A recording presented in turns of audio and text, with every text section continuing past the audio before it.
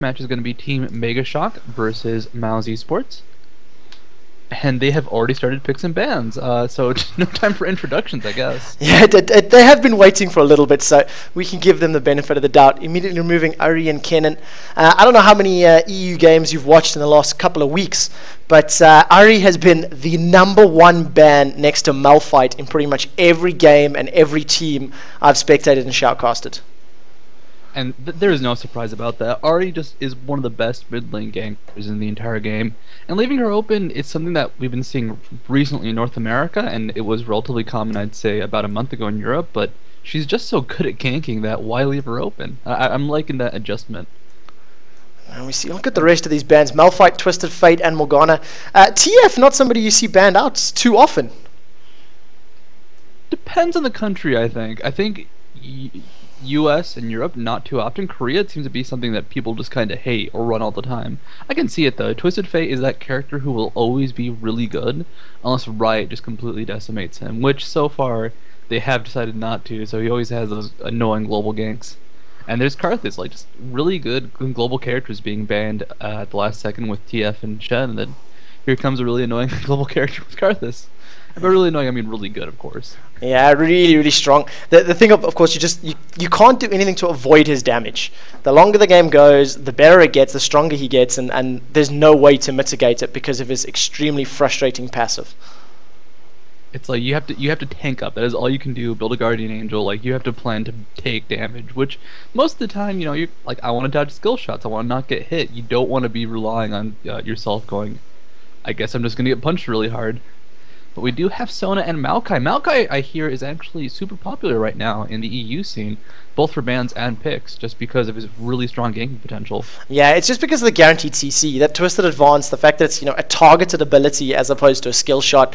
It's nearly impossible to mess up, and the Vengeful Maelstrom, of course, adds all that damage reduction, so he's huge. But the #1 pick in terms of support is Sona. Sona has been so popular in these last couple of weeks. Gosu Pepper from Moscow 5 plays very, very aggressive on Sona and sort of brought her into the limelight, as it were. And a lot of top European sides now picking that particular support after a little bit of a rework, a couple patches ago. Yeah, they adjusted it so that Sona's auras will last a shorter amount of time after you switch auras, but you can get them all out much sooner. So you can get the active part out quickly, but though little nuances that you kind of forget about, the extra damage don't actually last all that long, which I think means you can play her much more aggressively. Like you can get a power chord out in about 1.5 seconds. Before it was about 6 seconds, so that's pretty cool. I like that they've taken to the change. I guess people underestimate it in North America. It hasn't really been seeing a lot of use, but we do have Alistar and Nautilus coming out at the same time for Team Megashock. That is so much CC. It is terrifying, and combine that with the defile damage that Karthus is going to put down. It's just it's scary. It's scary for Mouse. You can get knocked up in the air twice, land on what is called a wall of pain, so that cannot be pleasant. It just sounds painful, actually. And you are just stuck in there for such a long amount of time. If Team Megashock gets good CC initiation, there's going to be very little response from MouseSports if they're caught in like that CC trap. At the same time, I do like the Sona ultimate, and Prathana. Prathana's baiting me. I'm not trusting you, Prathana. Sorry. Letting me down with that Xerath pick. I was excited for a second. Out of interest, is Xerath seeing a little bit more play, your side of the world, with that little quality of life on his ultimate? And I do need to point this out. Is that Zyra being locked in? That is Zyra being locked in. Someone that I don't think anybody knows what she actually does. Like, I know what the skills do, but in competitive environment, I have no idea how she actually plays out. So this is going to be awesome. This is the first competitive Zyra pick I know about less than 24 hours after her release. And I'm very nervous and terrified because I have no idea what her ability names are, nor do I know what they actually do. Other than watching the Champion Spotlight, I have not even seen this character model in-game. So this is going to be a complete first for me. And I would love to see Megashock locking in Jace. Jace up there in the top line is so strong. Sadly, it may be swapped out. We'll actually see. And in fact, if that is going to be Jace, that's going to be an AD carry Jace. Exciting. I've never seen Jace played in the AD bot lane either, so I mean they have to lock it in. Team Megashock, they control too, they control with the best. But if that is a Jace pick, alright, Jace in the bot lane, let's see how this works out. Have not seen it really ever, but I don't see a reason why it wouldn't be too effective. So these are some pretty crazy picks. We have Zyra, we have Jace in the bot lane. This could be one hell of a match. And I'm still not sure what Jace does myself. Actually, he has so many buttons. And it's up to Mouse now.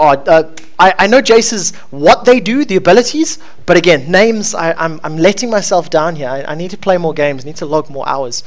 But what do Mouse do? They've got Aurelia up in the top lane to face off against, and that's a really, really tanky, beefy front line. You know,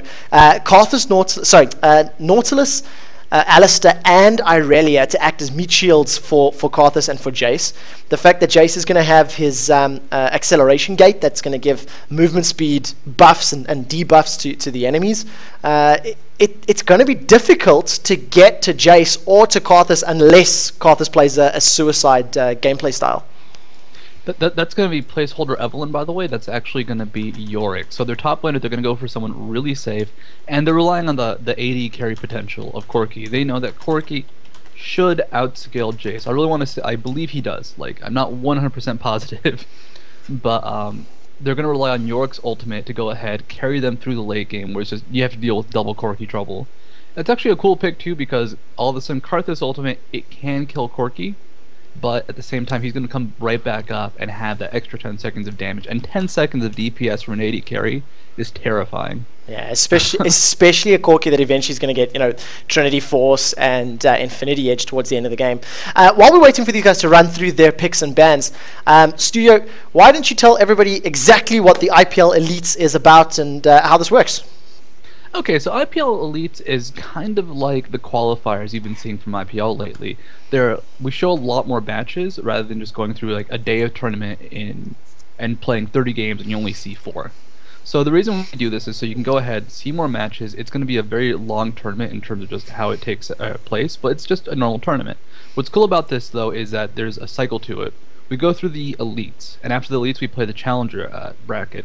The Challenger bracket is to qualify for the next season of Elites. So the top 8 from Elites stay in Elites, the bottom 8 have to go back to Challengers, and we kind of rotate people in and out, and it just provides a lot more consistent gameplay. We see a lot more matches, and this will also set up the qualifiers for IPL tournaments in the future. So right now we have the IPL 5 qualifiers. Future we probably will not have that. It'll just be something like the IPL Elites and Challengers will eventually segue into a tournament.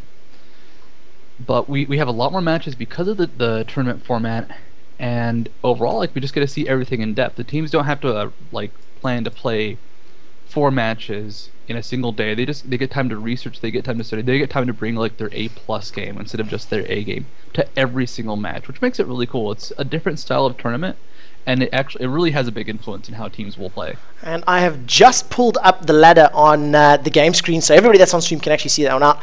We are covering today, it is of course MouseSports versus Team Megashock, and is up the second match on the bracket. And then later this evening, we'll be jumping into the MYM versus Curse EU games. And how is our picks and bans? We do actually have everybody locked in. Have you managed to see much of Curse EU recently? I'm a little bit nervous for them because we watched Curse being defeated 2-0 from Team Black as part of another qualifier a couple of days ago. And leading up to ECC Poland, they're not looking as strong as a lot of people thought they should be. They just moved to their gaming house in Germany. Correct. So I mean, what was that? Yep, I said spot on. The gaming house is literally everybody arrived like a day before they got knocked out. So settling time. I thought you were gonna specify where they were, because I know Joe Miller has been very active because they're not near him and he makes fun of them all the time for that. But they're in Germany. Like, they now have time to practice and focus on their game. They had just arrived there, so maybe it was, I don't want to say jet lag, but just the hassle of moving over multiple countries to one solid spot. I think Curse EU, they can do really well. Like, they've shown that in the past they can. Maybe it was just a fluke with Black. Maybe they need to go ahead, train a bit harder, but they're in a good position to take this game just because they're now in and settled in Europe, or Germany specifically. Yep, sitting in Berlin. They're about an hour away from where I live, actually, so pretty close by.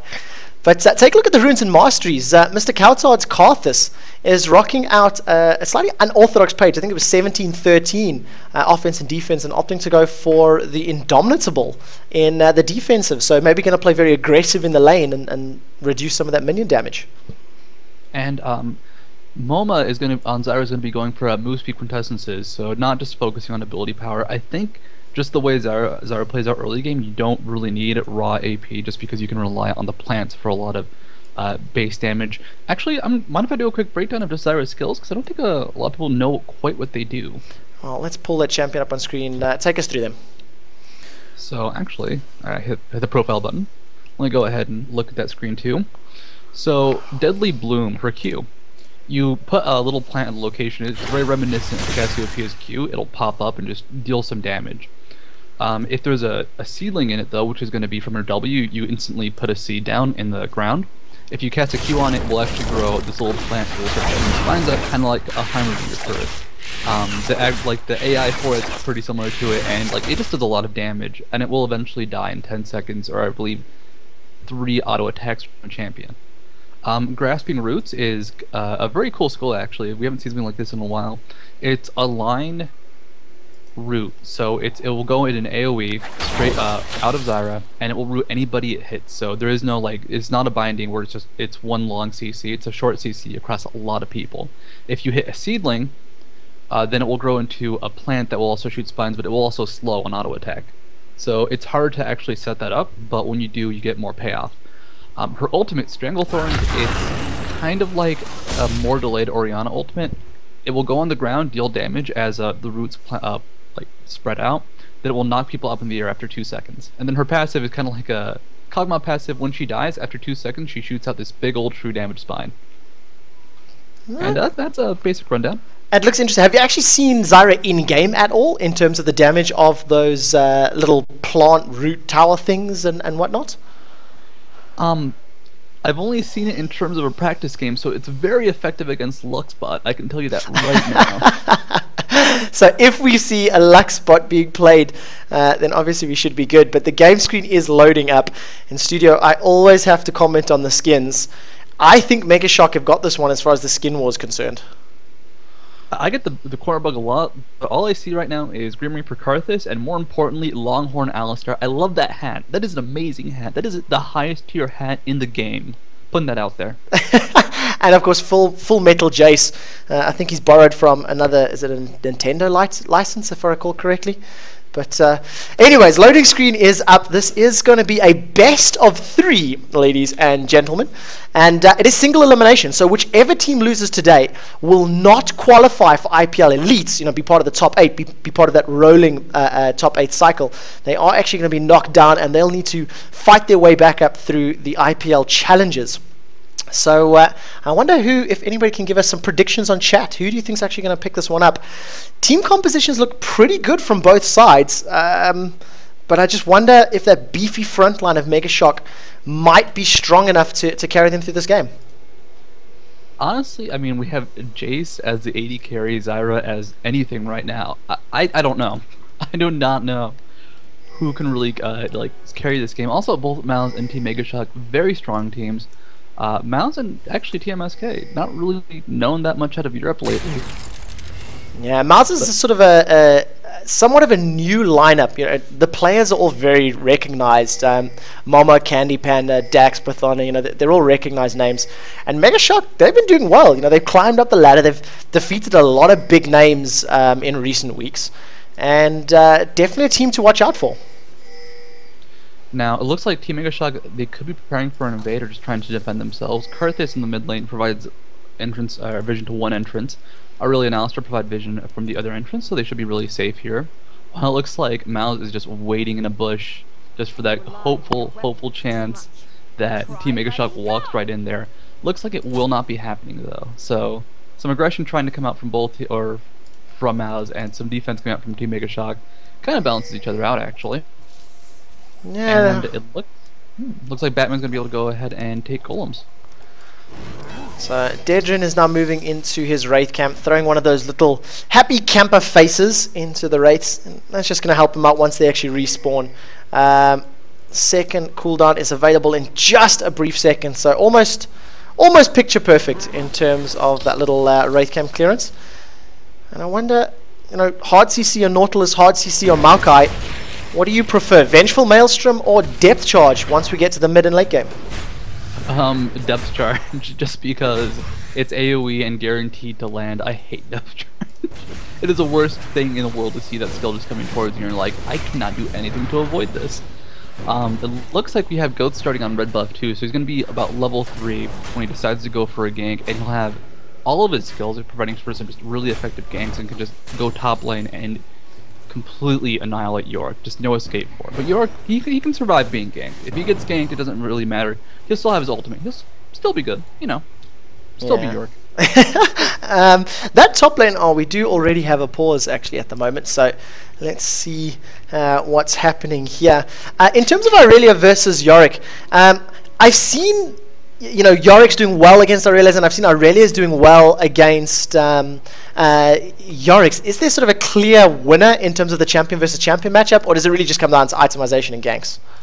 It's going to be itemization in ganks. Like, both characters can do well against each other. Yorick can spam his ghouls onto Aurelia. Aurelia will eventually just have a lot of sustain and more damage. But it's going to be some unique timing for both characters to really take advantage of it. And it comes down more to, can you actually get a gank on either one? With the level advantage, both characters can kind of take control of the lane. And even then, it's actually not that snowbally.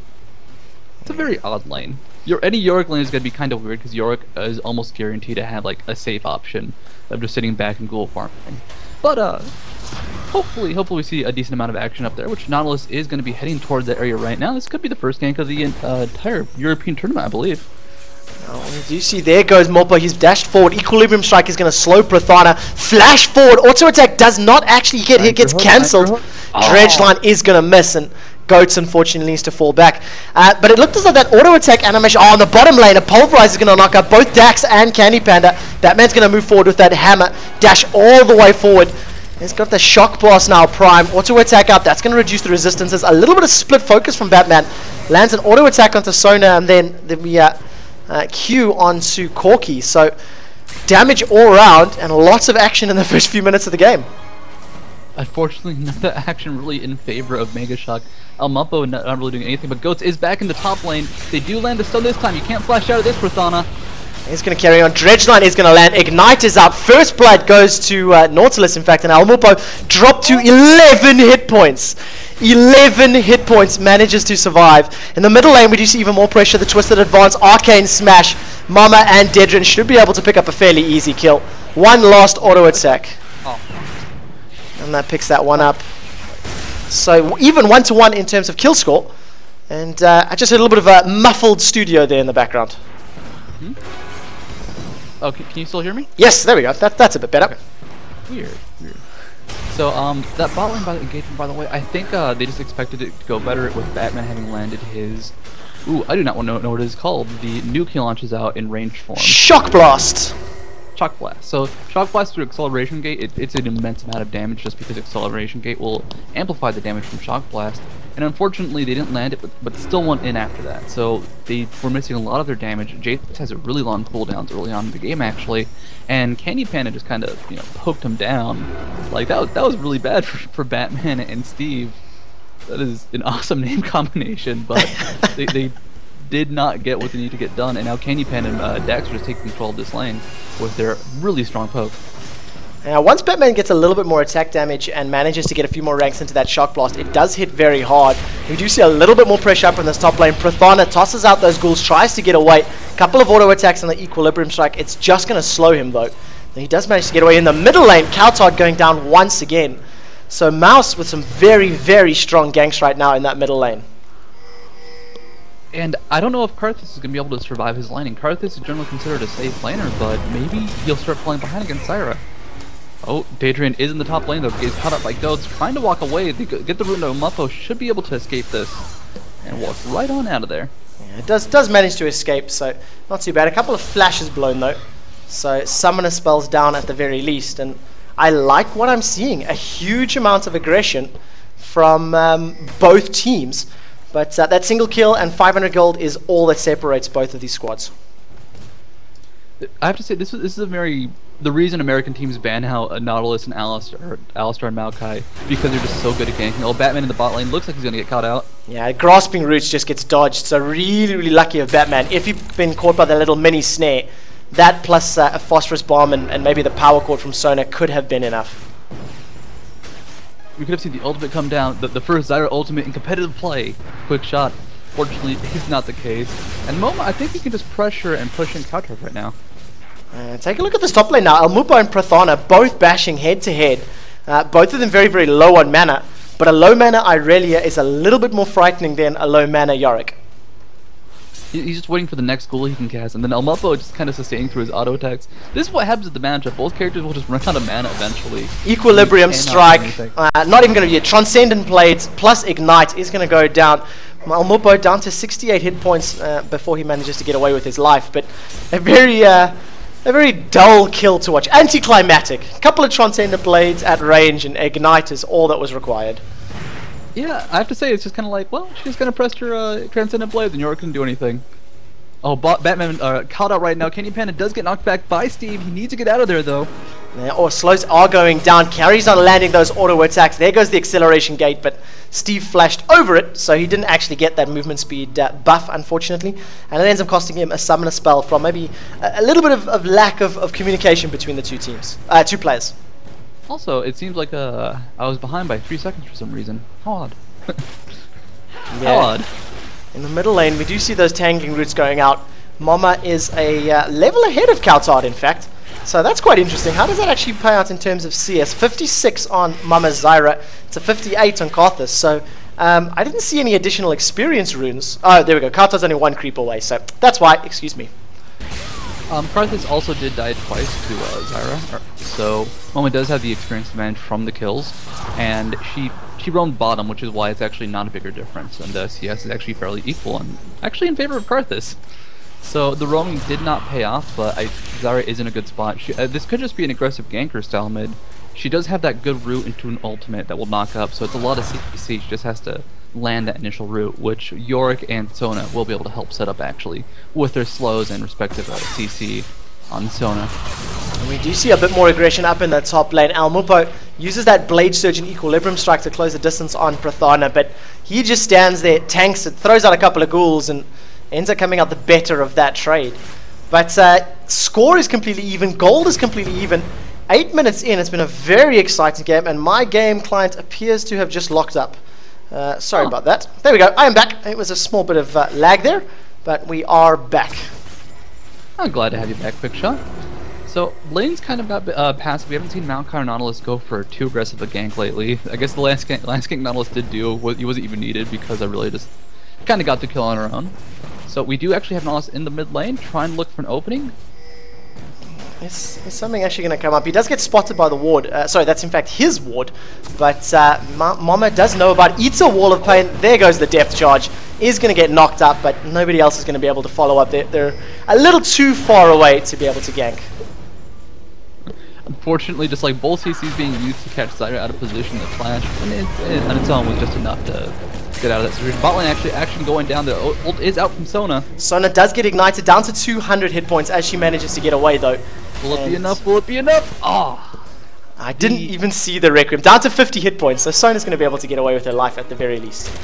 The armor and MR bonus from Sona's W was enough to save her from that death. Barely coming out of that exchange. And now Batman can pressure Candy Panda. Steve can also help pressure. I just like saying Batman can do stuff in this game because it's fun to say. Yeah. Batman sieging the tower is swapping between that ranged attack and that giant hammer. And take a look at how he's actually skilling up this champion. 4 points into that shock blast and 2 points into his thundering blow / acceleration gate. And of course Thundering Blow has the knockback effect.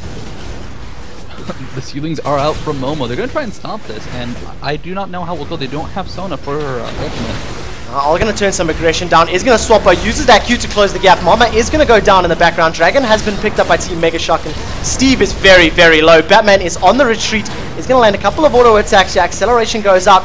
Shock blast, and one more attack is going to be able to pick up that kill. He does manage to get it. Uses his Q in the hammer form to pick up a great double kill. And while all that was going on, Irelia did pick up a kill in the top lane against Yorick. So Megashock, after looking a little bit behind, have now actually pulled ahead in the kills, secured that dragon, and they have the gold lead as well. With that dragon, with that just overall exchange, they're now ahead by 2,000 gold. A little bit less than that, but this is quite an advantage for only 11 minutes in the game. It's not going to be huge overall. There's definitely opportunity for Mouse to come back from that. But that is how you want to start your game. Like the first big team fight to take both Dragon and a kill lead, it's going to be huge. So they're in such a good spot right now. Batman 2-0-1. He's actually only a tiny bit behind in CS from Corki, so we get to see how Jace will do trying to outscale Corki, and I don't know how it's going to be. Honestly, I do not think he's quite as effective as a late game carry, but mid game all of his spells will just be so effective. He's got some of the highest damage base spells. So I do want to see how he plays out as an AD carry. And take a look at how he's actually leveling up or itemizing. Opting to go double Doran's, Brutalizer, and then the Longsword. There goes the Shock Blast. I think Valkyrie was used there from Candy Pen. Or no, it was the recall that just finished off. So Sona managed to get away and not taking any damage from that Shock Blast, luckily. And I actually like this skill build just because they're going to rely on, or this item build, they're going to rely on just the mid game. So he's going to go into Brutalizer into a Phage, most likely. And with that, he's going to be really effective right now. But they don't want to go into a late game. He's just not a late game carry, I'm assuming. Not totally positive on that. Wow, the burst coming out from Batman on the Candy Panda. His acceleration gate shock blast combo does about, let's actually look at that. Wow, it does about 400 some damage right now just with that QE combo. So it's hard to avoid, it does so much damage. And we do see Nautilus setting up in this bottom tri-bush, but Makai is so close. Dredgeline is going to capture Dax's Sona. Goats is the one that now is in trouble, gets a crescendo, Phosphorus Bomb, Missile Barrage. Vengeful Maelstrom goes up, manages to keep him alive for a little bit. Erikim is going to pick up the kill onto Corki. Now they've turned their attention over to Sona. Sona's going to get dropped in the background. Batman is so low. Twisted Advance under the tree is going to be able to pick up the kill. Mama, in the meantime, has been bashed away from Kaltard's Karthus. In the background, Dedrin is going to pick up that second kill with Makai, and Kaltard is not committing to this one. Does manage to get one under the tower, flashes away. The Arcane Smash and that long-range Twisted Advance. Wall of Pain goes out. The red buff is ticking away. Kaltard down to 200 hit points. Can he dodge some of these little faces? Auto attacks all the way along. Auto attack, one more Arcane Smash is all that's going to be required. And eventually not being too bad for Team MouseSports there. Evening up the scores. I think they got an additional kill in total at the end of that. They did come out one kill in ahead. I have to say, that was just a very odd fight. The tower dive really panned out, but once Maokai showed up, they didn't have a way to escape him. They had to go through either Zyra or through the turret, and in the end, the turret proved just the demise of Batman and Kaltard. So, it's not the Joker that took Batman out, it was the turret. For anyone that knows their comic books. And take a look at that, Sheen being finished instead of the Phage first. See, no, I'm just imagining the Batman movie right now where the main villain is actually a turret. Just one turret who's trying to defeat the Batman. But I don't think that movie will be made until Riot Games partners up with DC Comics. When it does, when it is made, it will be the best movie ever made. And that damage is so high. I've been watching that maxed out Shock Blast. It chunks away about a third of Sona's hit points. Take a look at that, so huge. There's even pressure now in the middle lane. Goats is... The blue buff Goats is going to get picked off. And can carry on. Missile Barrage into Kaltard's back. He's going to get that red buff tick, and MouseSports pick up an easy double kill. Batman is going to commit. That was huge! Swapping to the hammer form, landing that to the skies ability and just destroying Sona's hit points. Steve is trying to get away. He does land a Pulverizers, holding Dedron in place. Shock Blast chunks Candy Panda down for a third once again. Now that Unbreakable Will is out, Steve is in a little bit of trouble. He's going to be using this Triumphant Roars to try and stay alive. Twisted Advance under the tower. The Strangling Roots from Mum is going to hold him out. Knocked back into the wall. Batman's going to get taken out from a Rocket Blast. And really nicely done. So Mouse actually coming out equal in gold. Dragon should be up relatively soon. They're looking good to take it when it does respawn. And I have to say, like, what's going on with Megashock is they're going for just traditional things. They tried to interrupt blue buff with two people. Really common in the end. Corki came from bot lane and it was a 3v2 and they just got obliterated. So the gameplay, like the style coming out from Maokai and just their counter aggression where they come in after a fight has started from Megashock and win it at that point. It's really effective and I'm really liking the style that comes with it. So I mean, look how much Maokai is really kind of turning this game around. He's 617. He's been involved in every kill from Mouse. And it's because he's just waiting for the enemy team to be aggressive and just stopping it himself for the most part. It's a really cool song. I like it quite a bit. And Megashock, they just have to be prepared. Like, if they see a good opportunity, Maokai just might be waiting there to kill them. How does it actually pan out in terms of gold right now? Maokai 6,000 gold. His counterpart of who's in the jungle? Thank you, Nautilus.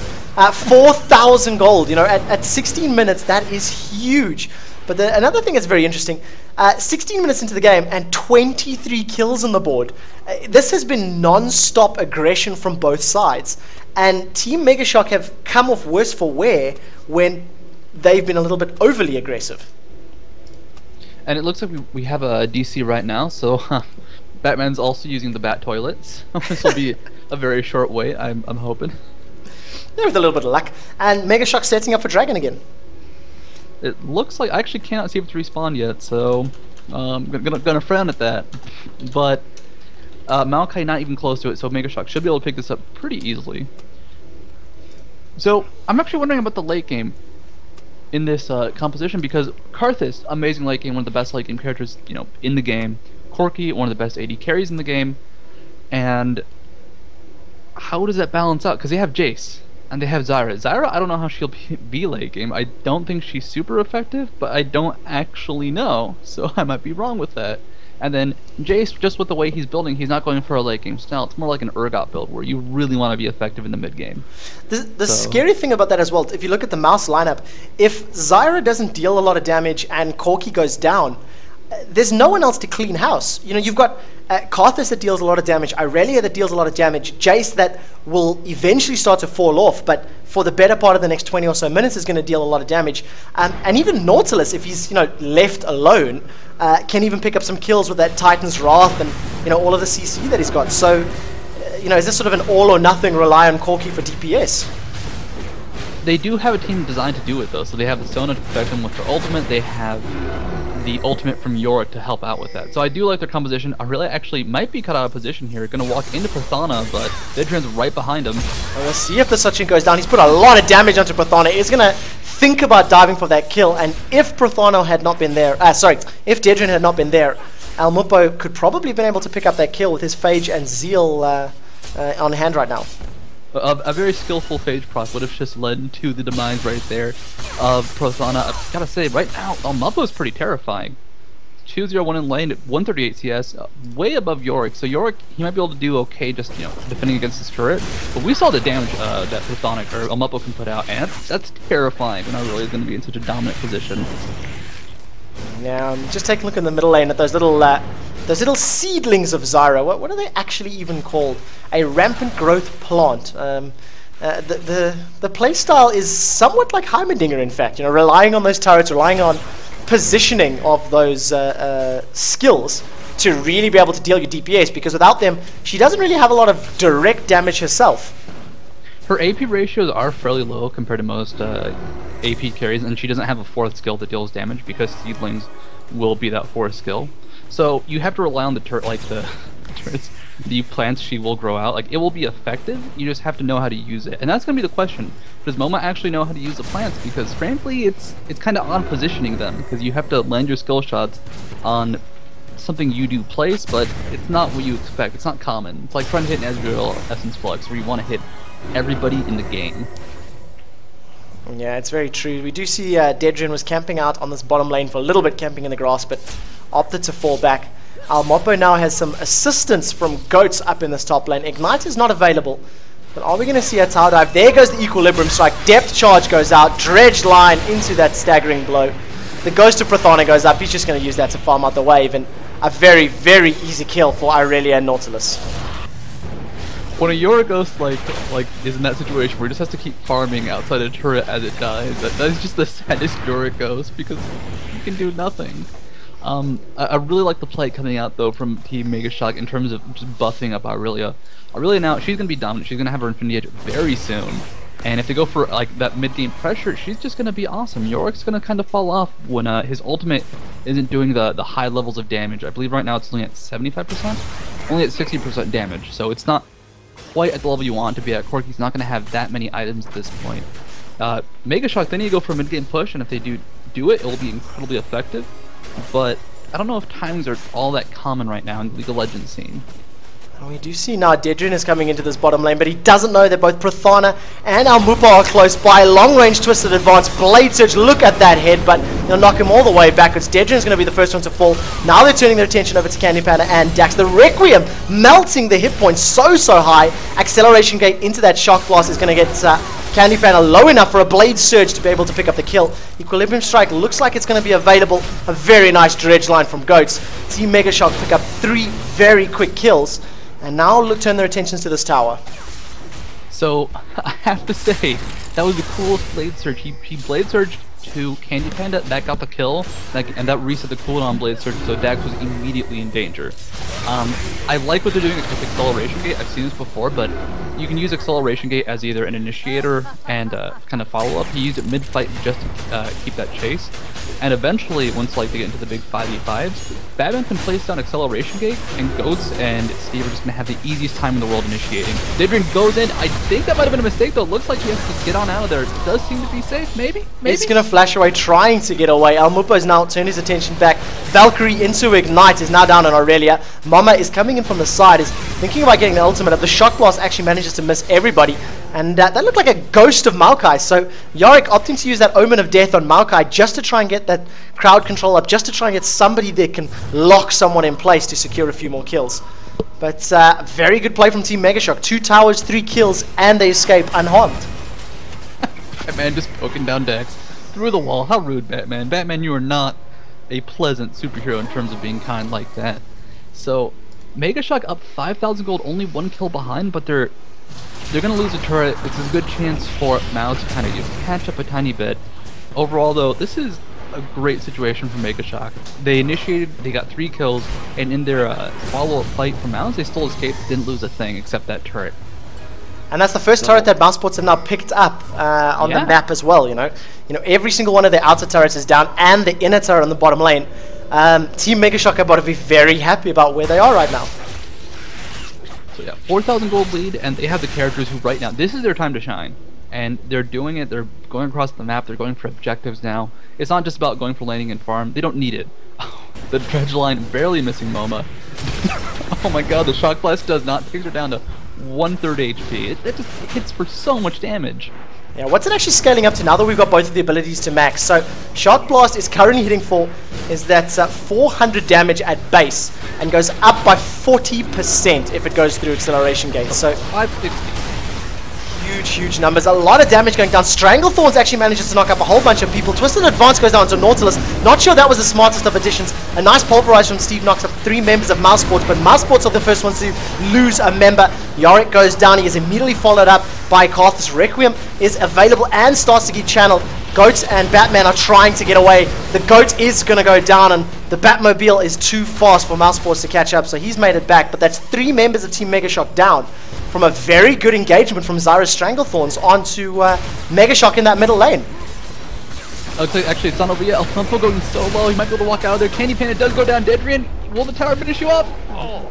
Double Nice kill. That Thundering Blow, take a look at that. 260 damage plus 20% of their maximum health. Those numbers are really, really high.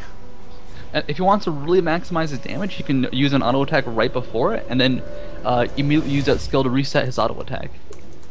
It's just like a little mechanical thing, but it actually greatly increases his damage. And I just love that, just like that really quick little fight from El Muppo.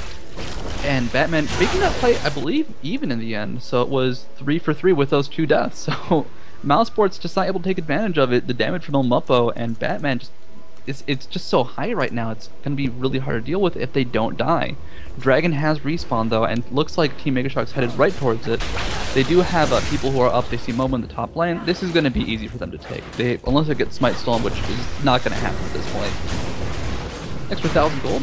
Yeah, 3 for 3. Every dragon that spawned, Megashock have taken. And they do lose top turret, but that's okay. You know, it's going to be about equal in gold. And it's not the best trade, because I think they should really keep control of their map objectives. Like, having top lane control would be really nice for them. But it's not a bad thing. It's like, you know what, we can do this really easily. And you can actually see the gold graphs on the bottom lane, on the bottom of your screen rather. 9,000 gold on Aurelia to 5,600 on Yorick. I mean, a Trinity Force difference between them. Jace, 9,200. Corki is currently on 8,000. and then Karthus 8-6 to Zyra's 8-9. So top and bottom lanes heavily in favor of Team Megashock right now. But Mouse not really afraid of that, playing very, very aggressive, coming through this blue buff area and pushing down the top lane. We do see an engagement from Megashock. Acceleration goes out. That's a push forward for forward. They're going to turn their attention. Corki's going to be able to Valkyrie over the wall. Irelia has rejoined this fight in the background now. Pulverized from Alistair on the right of your screen. Nobody's gone down just yet, but now they've turned their attention.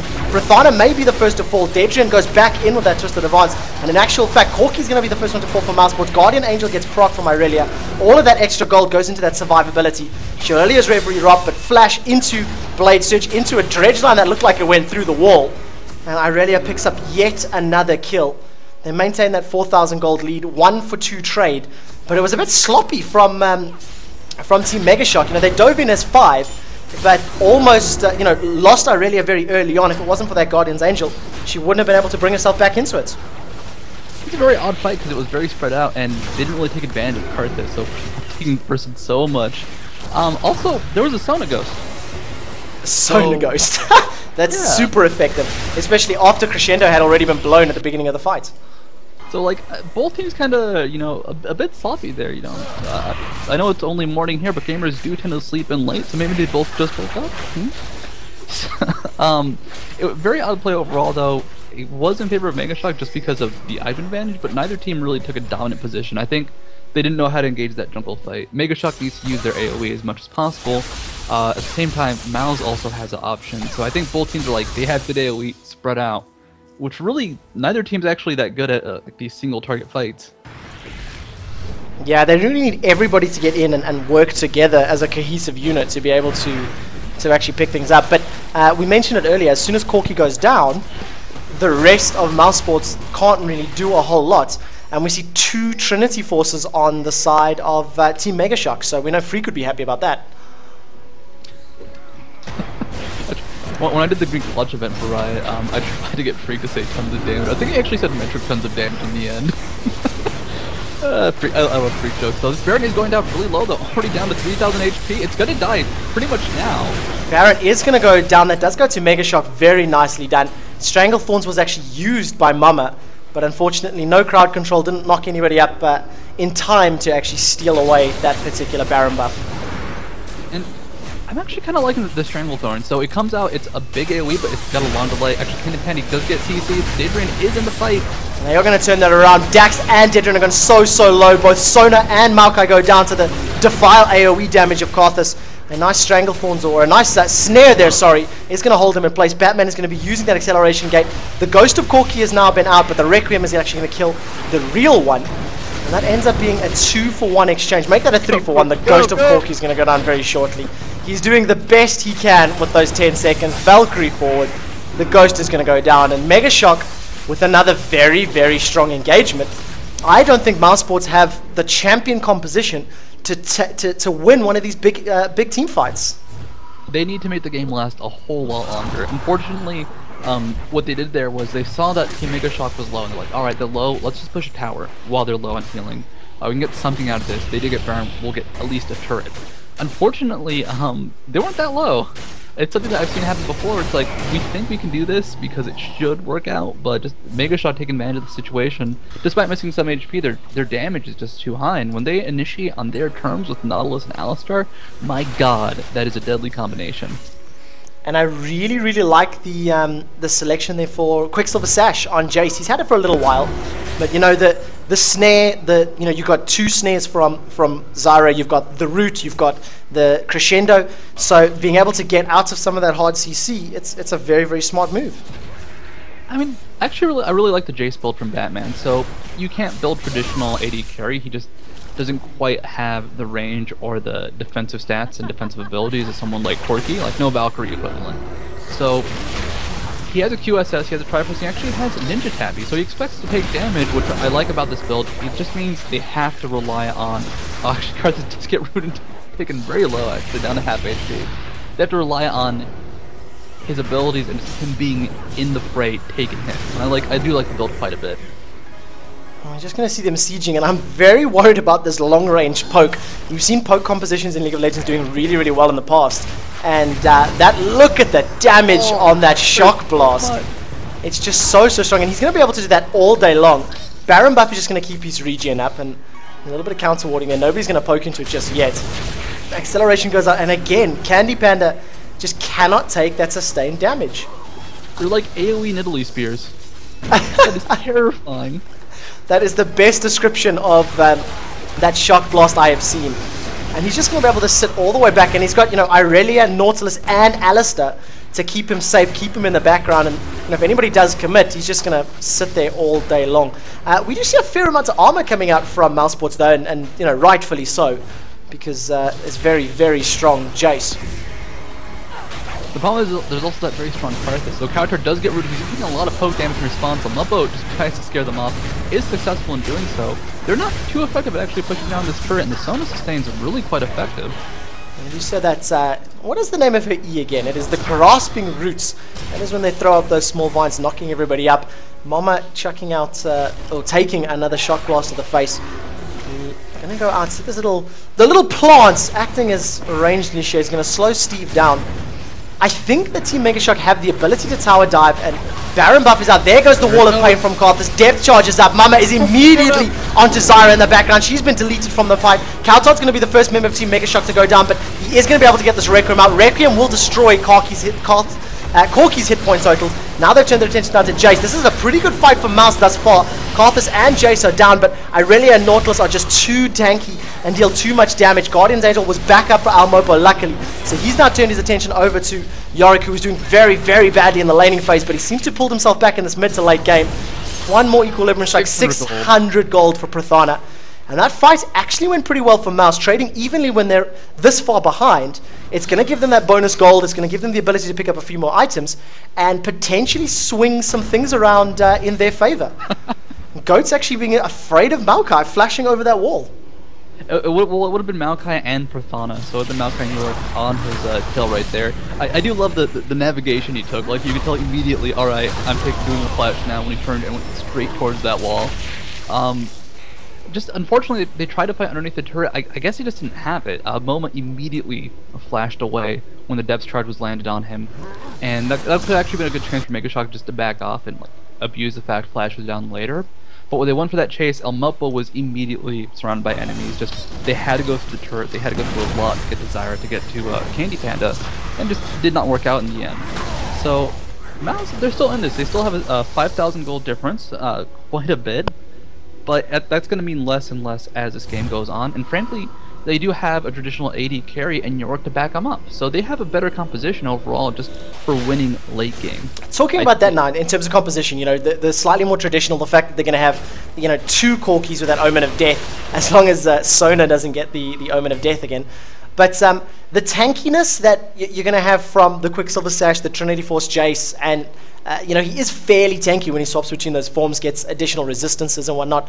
Tanky DPS versus traditional DPS, do you think they have enough damage to get through Guardian Angel, Irelia, Nautilus, Alistair, and a Jace? Underneath the turret, yes. As we just saw, outside of that, they're going to need some time. Like, Corki needs to get more items. He has Infinity Edge, he has Triforce, he has a lot of pain, but he needs a bit more. He needs maybe a Phantom Dancer, and then a defensive item. Unfortunately, they need to make sure Corki is protected, which is going to be hard because of Depth Charge, Alistar, and, of course, Aurelia diving at him. But at the same time, I think they have the potential to really take this in the late game. Right now, it's scary if they're not in a really good defensive position, which, if they want to go out on the map, be aggressive, it's going to be hard for them to find. Take a look at Jace's item build. He's just finished that last Whisper. 36 armor pen plus 46%. I mean, those shock blasts are hitting so hard already, and he's just building even more penetration. True, but I think the problem Jace has is, let me actually check, what's the cooldown on Shock Blast? Okay, 7.2 seconds, that's kind of a long cooldown for a skill, so it hurts, but they can't rely on it too much. Like, AD carries are all about the sustained damage. 7 seconds is a long time in the world of an AD carry, where eventually that's going to be like 14 attacks. They are set up for Baron though. Megashock, they're expecting something else, they're not going for it quite yet. They do have their own, actually not even ward coverage, just guesses, and they predicted right with a good acceleration blast. Yeah, really, really good accelerator. He managed to land on Corki in his chops. You see the Shirelia's Reverie has gone out. Steve is going to be trying to get what a very, very nice, not strangle, the Entangling Roots the E from Zyra just holds up, I think it was 3 or 4 members of Team Megashock. And they're going to have to wait for their cooldown on their Shirley's Reverie before they're going to be able to dive forward again. They could try using Acceleration Gate, but I think what's really scary is the combination of Reverie and Gate, so... Also, I think I call it Acceleration Shock. I like that name quite a bit for both skills being used at the same time. I like that, the Acceleration Shock.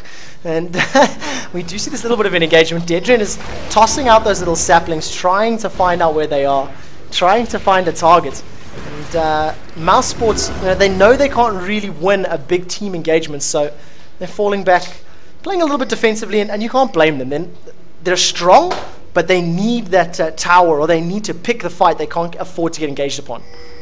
Like, if we see Megashock go for Baron, the Baron debuff, and just the higher magic damage, reduce physical damage, that'll be huge, that'll be enough.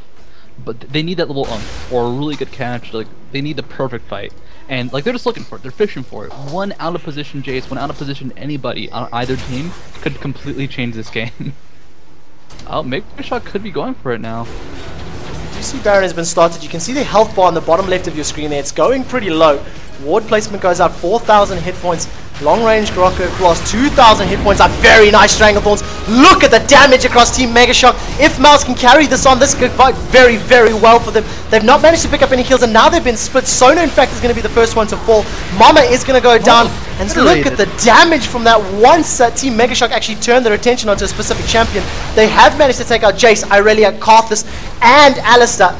So in the long run, the fight did eventually go the way of Team MouseSports, but the Baron was picked up from Megashock. So a 1-for-5 exchange. And the damage that Megashock put down in that short space of time was terrifying.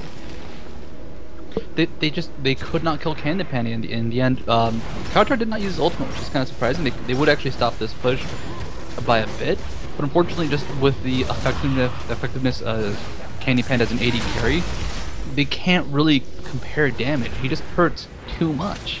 And if they do not obliterate him right away, if they don't just blow him off the face of the world, he will come back, he will haunt them, and especially with the Yorikos backing him up, he will just kill everybody on Team Megashock. And that's just the reason AD carries are so strong, just because of how critical strike scales, how everything scales to do more damage with itself.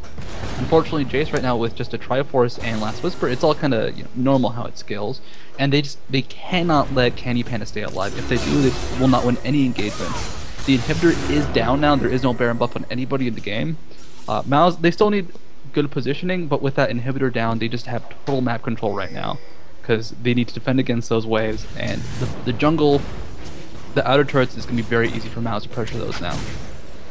I really, really like the engagement from Mouse as well. They comboed the chain CC so effectively. Crescendo, I think, locked up about 3 or 4 members of Megashock. That Stranglethorn's ultimate locked up, I think, pretty much everybody from Megashock. And they just did really, really well. You've got a lot of sort of AoE damage that it's not necessarily huge, but it all adds up. All of the splash from Corki's abilities, all the splash from the saplings. Crescendo's, had that small buff in the damage. It hits instantly as opposed to a bit delayed. And, of course, the Vengeful Maelstrom is going to help out as well. So, really nicely done for Mouse. They've got their middle lane pushed. 5 turrets now to 4. Kill score is about even. And that 3,000 gold lead that we've seen in about 20 minutes is still here, but it's way less relevant right now. And looking at the gold, who has the gold for Mouse right now? Corki's at 12,700, Zyra's at 13,000, so they're comparable to their counterparts, but Corki's going to outscale Jace, and Karthus right now, he's doing more damage than Zyra, but her CC is extremely effective. Also, they keep focusing down Moma, and that just is not what they need to do. They need to go for Corki. He needs to die first. So Moma, even with his high gold, is almost just the perfect bait right now. Yeah, all the abilities get blown on him, and there's nothing left for Corki. We see that Jace is a bit out of position, and Mouse very, very wisely just pushed down this bottom lane. Clear out the waves pretty quickly, in fact, with that Grasping Roots ability of hers, and a couple of those little seedling towers. And they pick up a free tower, a couple of auto attack, a couple of seconds, and absolutely nobody there to defend it or even look at it. Now, I have to double check this. I believe Zyra's plants will stay alive after she dies. I'm not 100% sure on this. I might be totally wrong. And if that's the case, then she can be focused first. I do know that her passive, which right now I believe will actually hurt for quite a bit. How much does it hurt for? 549 true damage. So if they do kill Zyra first, she still gets her passive off, which is going to be a 549 true damage nuke, which is pretty effective. Not quite as much as a Crisis ultimate, but it means that when Zyra dies, like, they will still get bursted by her, unfortunately. Yeah, still a lot of DPS. And take a look at Jace now. That chain vest that he picked up finished the Guardian's Angel, but very, very importantly for MouseSports, Candy Panda has the same. So both AD carries are wearing that Guardian's Angel. So you're going to have the GA Corki potentially followed up by an Omen of Death Corki as well. That's a lot of Corki. Yeah, it's a whole lot of Corki. The Shock Blast is now starting to fall off as well. Do you see how much less damage that's dealing to Candy Panda now that he's got that GA completed? It's a Triforce Tri-Corki, and yeah, he has a GA, he has a lot of armor. Jace just cannot do as much as he could before to Candy Panda. And this will be the downfall of Team Megashock. If they can't control Candy Panda, I will keep reinforcing this, that flying plane needs to go down. They need to take him out. And this is not how they want to do it. Stranglethorn goes out, crescendo, a very, very nice Pulverize comes out, knocks up multiple members of Megashock, but look at those hit point totals. Cowtard's going to go down in the background. He's going to be the first member of Megashock to die.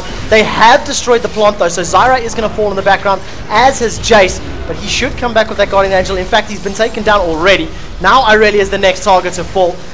Maokai is going to be able to finish off Alistair in the back, and a Valkyrie into those red buff means another ace for Mouse. The only champion they lost was the vegetable of Zyra. And another inhibitor and potentially the game right now with those long cooldown timers. GGWP coming out, Amopo has quit. They're just going to shift to the next game. And I mean, Mouse, they played it well. They played a traditional composition, and they played that traditional composition incredibly well. Batman actually calling Zyra broken in chat. Don't know if that's the case or if it's just the problem with the traditional AD versus a tanky DPS in the bot lane. Really proving to be the problem in the end. A great game coming out from both teams though. Game 2. Going to be quite awesome. Yeah, so let's take a look at those final game scores very, very quickly while we get this up and running. Take a look at the scores. The Maokai 11-5-19. That's the second really good Maokai performance I've seen today. For anybody that was watching OGN earlier, there was a phenomenal Maokai being played. And of course, Mr. Corki doing really, really well. 8-7-16, involved in a better part of 2/3 of all those kills, and really well played from MouseSports. So they pick up game number 1 in today's IPL Elite. We will be going into game number 2 very shortly. I can see the invite has just been sent through. We do need to throw up some adverts though while we wait. So we'll be back in a few minutes as soon as the adverts are over, guys.